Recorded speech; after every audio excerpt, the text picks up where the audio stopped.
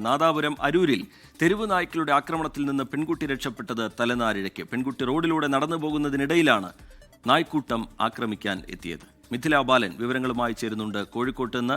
മിഥില, ആ ദൃശ്യങ്ങൾ നമുക്ക് കാണാം. എന്താണ് സംഭവിച്ചത് മിഥില? ശ്രീജിത്തെ, നാദാപുരം അരൂരിലാണ് ഈ ഒരു സംഭവം ഉണ്ടായത്. നമ്മൾ ദൃശ്യങ്ങൾ കണ്ടതുപോലെ ഒരു പെൺകുട്ടി റോഡിലൂടെ നടന്നു പോവുകയായിരുന്നു. അതിനിടയിലാണ് തെരുവുനായ കൂട്ടം ആക്രമിക്കാൻ എത്തിയത്.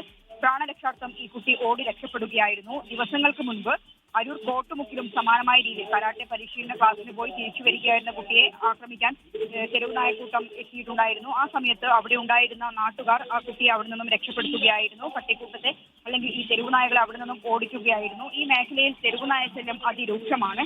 സമാനമായ സംഭവങ്ങൾ ഇങ്ങനെ ആവർത്തിക്കപ്പെടുന്നു. ഇന്ന് ഈ ദൃശ്യങ്ങൾ നമ്മൾ കണ്ടതാണ്. ഈ പട്ടിക്കൂട്ടം ഈ പെൺകുട്ടിയെ ഓടിക്കുന്നു. അത് തലനാരിഴയ്ക്കാണ് ആ കുട്ടി അവിടെ നിന്നും രക്ഷപ്പെട്ടത്. ലോകത്തെവിടെയായാലും ഏത് സമയത്തും 24 വാർത്തകളും ഓഗ്മെന്റഡ് റിയാലിറ്റി പാക്കേജുകളും എക്സ്പ്ലെയിനറുകളും വിശദമായി കാണാൻ ഞങ്ങളുടെ യൂട്യൂബ് ചാനൽ നിങ്ങൾക്ക് സബ്സ്ക്രൈബ് ചെയ്യാം.